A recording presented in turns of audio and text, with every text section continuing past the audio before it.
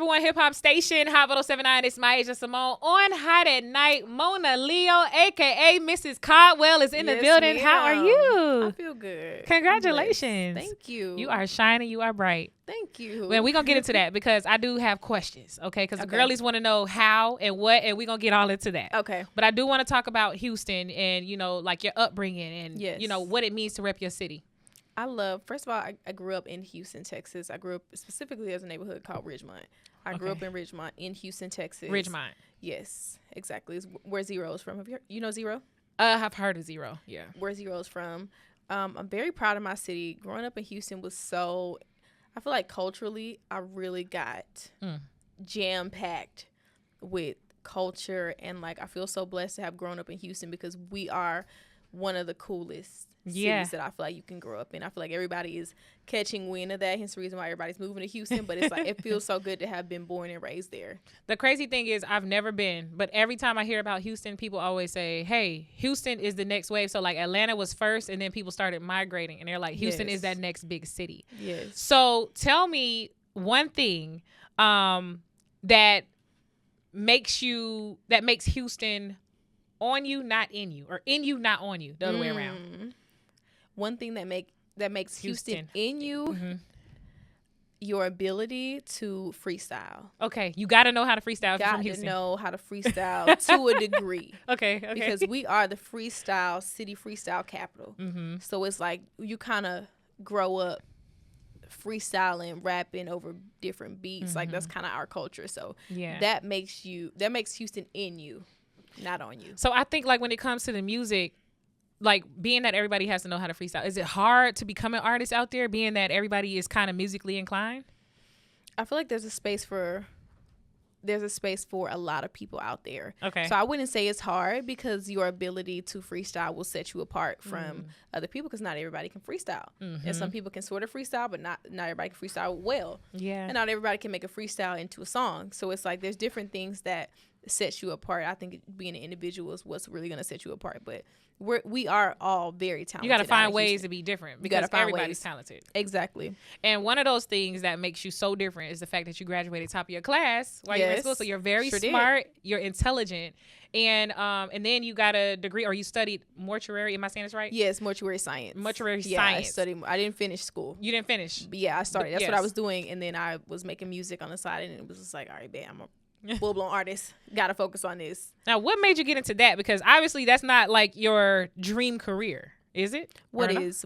Yeah. That was what, I mean, obviously being an artist was my ultimate dream. Okay. But I was really excited about going to school for mortuary science because it's something that I had taken a liking to and an interest to growing up just in Houston in general. But I feel like there are not a lot of women that are in that space, like morticians.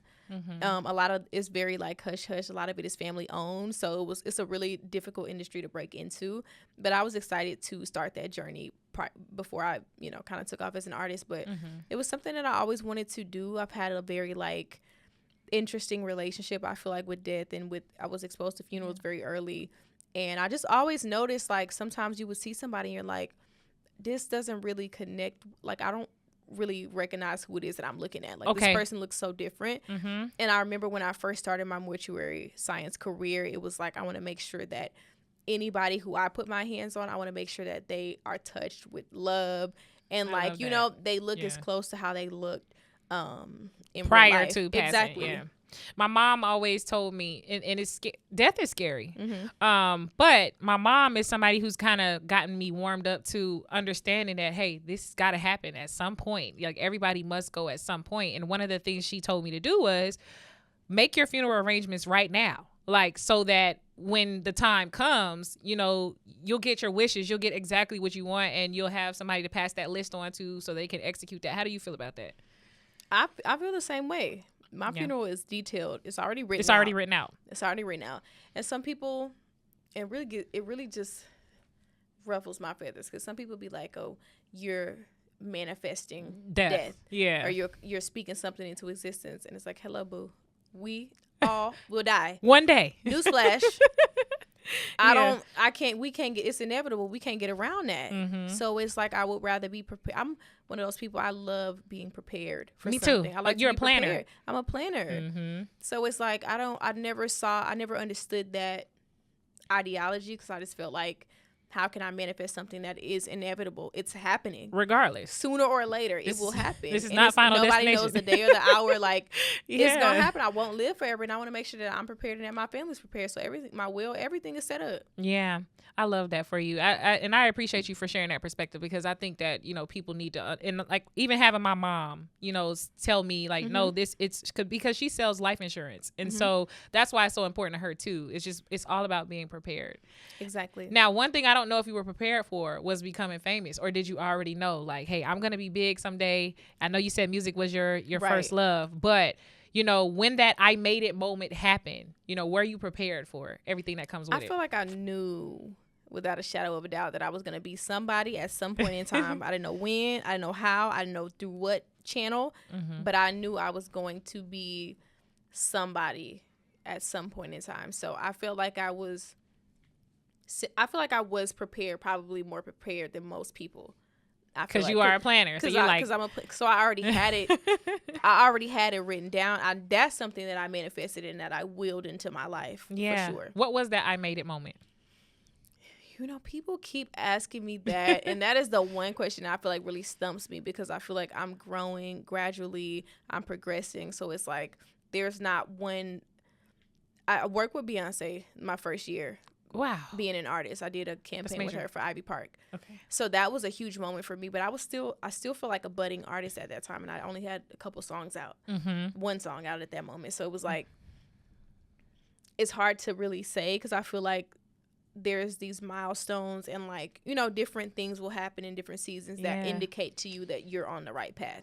So I'm still experiencing that, and I'm still on my way to making it. I still have bigger dreams than what it is that I'm living now. So it's like, do you think it's called, and I don't know if I'm saying this right, imposter syndrome? Like, I don't know if imposter syndrome is when you think you are smaller than what you are, because you're always looking for the next, you're never satisfied, or you always feel less than. Do you think I think imposter syndrome is more, you think you're smaller relative to other people. Okay. So depending upon who at your age or at what point, or even in the room that you're in, like, oh, I feel like these people are more accomplished than me. I'm not big enough, or I'm not equipped to be in this room. I think that's more so the sentiment of imposter syndrome. Yeah. But I do, to your point, I do feel like I move the goalpost myself, and I feel like, too. It's always something bigger What's and the better. Next goal? What's the next thing that I got to do? So I do feel like I do that a lot, but I'm shaking my imposter syndrome, and I'm claiming that, by the way. But I'm shaking that imposter syndrome because I just experienced that just a few weeks ago. I was in a writing camp, and I was just like, oh my gosh, should I be here? You are so dope. It's no reason why you should be questioning anything. I know, but I know we all do. We all have those feelings, like depending upon how you grew up and what you experienced as a child and who spoke life into you or who didn't. Like that shapes you into who you are as an adult. So I feel like a lot of that is rooted in my childhood, but I'm working through it every day. Yeah, I love that. And I mean, there's nothing wrong with admitting that, and to know that you're human too. Like, even I wonder if somebody as big as Beyonce, does she have imposter syndrome? Does she feel like I'm still not? You never know. Now let's get into this wedding. Congratulations. Yes. Thank you. All pink, big, beautiful wedding went viral. Yes, obviously planned by you, right? Yes, of course. What does it feel and how does it feel to be a woman, a Black woman, who is such a great example for Black love in a time where people just don't believe in weddings anymore? It felt, I was floating. You look like literally it was like a fairy tale wedding. It felt like a dream. Yeah. I was floating the entire day. It felt like I was truly aligned that day, and to have all my family, my village, my community in that space, sharing that love, sharing those experiences, that was one of the most surreal experiences that I've had. It was a beautiful ceremony. Thank you. Okay, but you got to give us the tea. You got to tell us how you and Stunning for Vegas met. Just break it down, like from the moment you met leading up to the wedding, and why it was so important to make that your person. I met him in the studio. Okay. So he was there already kind of doing this thing. I pulled up to the studio. We were introduced to each other. It was a very brief interaction. Went on about my day. He went on about his day. A couple weeks later, he DM'd me and was like, hey girl, I ain't bumped into you yet. And I was like, I just seen you at the studio a couple weeks ago. Hello. Are you crazy? And then we ended up linking a couple weeks later and just getting to know each other, spending time with each other, and just I ain't been home since. Yeah, that's how you know. When I you don't go home one night and I never ain't been went home, you never go back. You go home and get clothes and come right back. And then now you have a beautiful family. Yes. How does it feel right now to juggle motherhood and all of your lives, entrepreneurship, music, motherhood? Like, how are you juggling? Much. I'm holding on. Okay. But I feel like I'm doing it gracefully, and I'm doing it the way that I saw my matriarchs do it. My mother, my grandmother, my stepmother. Like, they always they juggle so much, and they do it with such grace. So I feel like I have really good examples of how to maintain a busy schedule and a busy life. And I feel like I'm learning one step at a time. What made you and Stunna, what made y'all like decide to stream the wedding on like TikTok Live? Because a lot of people like to keep it to themselves or just keep the family video, and then what made you like open it up to the public? I feel like we still have some moments that were very private, that we kept private, that we were intentional about, but I feel like our supporters have grown with us, and they are the reason why we're able to do what it is that we do the way that we do it. So, and I've shared so many beautiful experiences with them, so it was really important for me to open up that space for the people who love and support me to share one of the greatest moments of my life. Yes. When I win my first Grammy, they'll be there. Yes. When I got my first plaque, they were there. So it's like, it was important for me to share that experience with them. What advice could you give to women who are trying to turn a hood dude into a house dude? Listen, I'm not going to give nobody no advice on that, because listen, that's not even the objective. I just was detailing my own experience, but that's not what I was promoting or encouraging people to do. I just saw him in his circumstance, and he's a product of his environment in the best way, in the most positive way. Like, who he is as a man, as an individual, his morals, his principles are a direct result of where he grew up and how he grew up.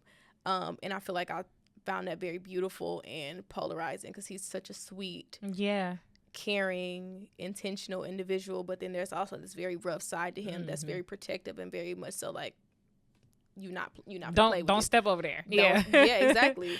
So I don't have any advice. I actually don't want to advise anybody, because what I don't want to start happening is for people to make me the spokesperson for love and young relationships. All I can do is detail my experience. You know how somebody call you for advice and you be like, hey, at the end of it, you be like, but you do what works for you. That's what I will say. Do what works for you. Do what works for you, and go where the love is, and go where you're appreciated and celebrated and not tolerated. That's the purest advice that I can give somebody. That's beautiful.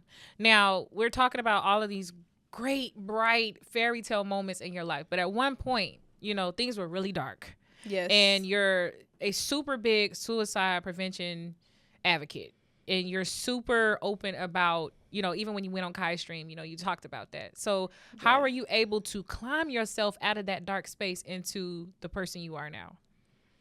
It took a lot of practice, a lot of persistence, and being tenacious, being resilient. It took a lot to build my confidence brick by brick. It was a difficult journey, but I always try to encourage people to stay one more day, because you never know when you will have your breakthrough moment, or you never know when things will work themselves out, or when all of the work that you put in, all the fighting that you were doing will suddenly make sense. So I always try to encourage people to stay another day, because it came from me just continuing to stay day after day after day after day until things started to look up for me. And then I look back and I'm like, damn, I'm not where I used to be anymore. And I'm grateful for that. So I try to encourage people to do that, because like I said, you never know when that pivotal moment will happen for you. But if you just stay the course, stay consistent, stay diligent with becoming a better version of you, I think it'll work out for you. I think it'll work out. I think you got to choose yourself. You'll be all right. Every day. You have to choose yourself every day. Exactly. And you will be okay. Yes. When you be going through something, you just be like, oh my God, it's the end of the world. It feels like the end of the world. And sometimes you need somebody to remind you are going to be just fine. And there's nothing new under the sun. Sometimes we feel like we're the only person in the world going through something. And it's like so many people are experiencing something. And I feel like just talking about it candidly and being open about it has delivered so many people from that same space that I feel like I was in. So I will shout from the top of the mountains how important it is to continue to stay the course. And you started your own mental health awareness organization. Yes. Is it 501c3? Yeah, yeah, exactly. So talk about the name of it, Stay One More Day. Stay One More Day. So talk about how Stay One More Day, how important that is, because to be able to, get over those things with yourself, but not only now you're taking on another task by being a voice for others and being an inspiration to others. Like, it's got to be somewhat of a big responsibility, right? It definitely is a big responsibility, but I feel like, what's the saying? Heavy is the head that wears the crown. That wears the crown. Yep. Mm-hmm. It's a big responsibility, but I feel like it's something that I take pride in carrying because this message is so important to me. Mm-hmm. And I just know how a certain set of words will really deliver somebody. And that's why we have people employed as motivational speakers, pastors, because the way you speak to somebody can truly turn their situation around and turn around how they feel about themselves. And I started feeling, before I even started my organization, when somebody would pass, when somebody would die by suicide, I felt this responsibility in the weirdest way. And I was like, oh my, I always used to just feel like, damn, I wish I could have just maybe spoke to them for like 5 minutes. Because I know. Did you feel like you could have made an impact? Maybe. Yeah. Maybe. I mean, I would have liked the opportunity to. So it's like, I do that for the people that I don't directly speak to, who I maybe don't have a personal relationship with, but they will see me and they will see my fight and they will see that I'm committed to this cause. Because there's a lot of people who have no idea how good their life can get and will get by just withstanding the test of time. Who raised you? You are so like my mother, my grandmother. You can't they you did tell? An amazing job. They did. They did an amazing job. I mean, just how articulate you are. Like, I think you are the perfect voice. And speaking of being a voice, you're a voice for Sprite. How did that happen? So I think it was just head down, being focused, doing my thing. And I think they kind of noticed, caught wind of what it was that I was doing. And they were like, hey, we want in on whatever you got going on. Whatever you selling, we buying it. Mm-hmm. Let's do this. And had a couple calls. And one thing about me, all I need to do is get in the room. Get on the phone with somebody. Get on a Zoom call. I'm going to sell it. I don't need nobody to speak for me. Put me on the phone, and they're going to understand why they need me as a spokesperson for their brand. So it was something that happened organically and beautifully. And I appreciate them for investing in my brand. And on top of that, like, you put in the hard work, you receive your flowers, but you're also big on giving flowers. And we saw you give Angel Reese her flowers, and you sent her a bedazzled bottle of Don Julio. Yes, ma'am. So what is your little libation, little flowers? Yeah, little flowers, but that goes a long way. So what's your relationship like with Angel Reese? Because that's a big deal. Just met. It was my first time meeting her. Wow. We didn't know each other. I just support her, parasocially and vice versa. She likes my music. I like what she's doing as a Black woman, as an individual, as a superstar. And I see her fight every day. And I wanted to take the opportunity to give her her flowers and just thank her for even recognizing me and bringing me on her platform. Yeah. And just noticing her as a Black woman who's juggling a lot. And she is. From a Black woman who's juggling a lot. I see it. I'm like, girl, how you here? Yeah. And you're supposed to be doing this, that, and the third. It's like, but you still find time to invest in yourself. And I just wanted to show her a small token of my appreciation for bringing me along during her journey. I love that. Now let's get into the music. Yes. Monaleo. Yes. How in the world did you come up with this name? I have an idea, and I didn't look at it on purpose because I want you to tell the story. Okay. You tell me if you got it right. Okay. But it's basically like Mona Lisa, like the painting. But my name is Leo, so take off the Lisa and put Leo. Mona Leo. Okay. So like a sense of art. So that's the part that I got, the Mona. Yes. But I thought you were a Leo, so that's why I was Everybody, thinking. I'm a Taurus. You're a Taurus. Let me be very clear. Is this thing on?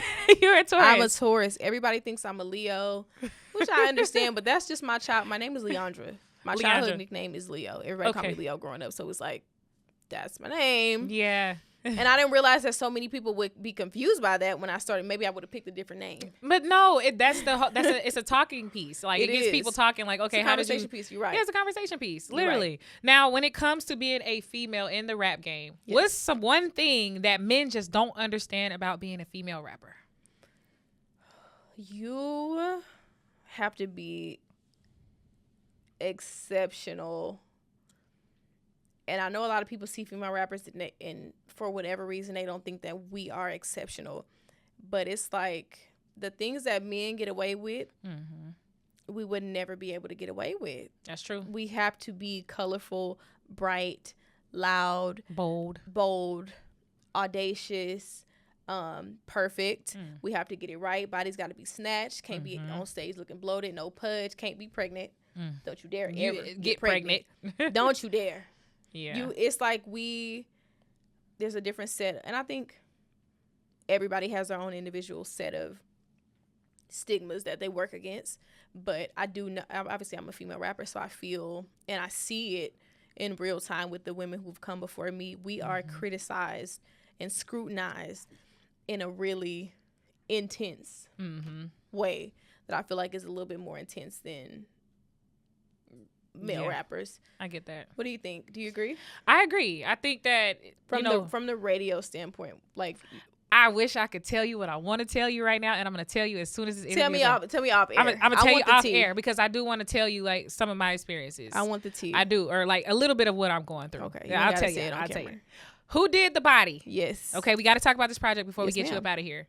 Okay, obviously there's a play on the mortuary science. Yes. So is that I got it. Yes. Okay, so but it's also culturally, the title culturally is, I feel like, is relevant because when Black people would go to a funeral, we're like, who did the body? Yeah, who did whether the body? Whether it's good or bad. So it's culturally it was significant, but also my kind of journey with mortuary science is also something that, and then my personally and emotionally, just my own realizations with my own mortality and the people around me, like it was kind of a message that I wanted to tie into this next body of work. Okay. So 10/17, you're dropping it. Why did you choose that date? I actually was supposed to be 10/10, pushed it back because I wanted to add a couple more songs. Okay.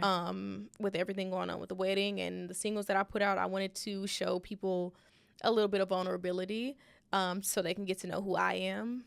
If this is their first time ever hearing a body of work of mine. So I wanted to add a couple more songs and end up pushing the date back a little bit, but it's fine. Okay. So it'll be worth it. So outside of that, is there anything else you're pushing? Anything you want the fans to know, like to look out for? Make sure y'all stream my 2 most recent singles, Sexy Soul Line, Putting You Down. Put You Down. That's it. That's the vibe. And pre-save the project. And when it comes out, stream it, buy it, support Black. And tell everybody where to follow you. You can follow me on all social media platforms at The Monaleo, TheMonaleo. Myasia Simone and The Monaleo. Thank you so much for stopping by. Having me. Hot at Night. It's Hot 107.9.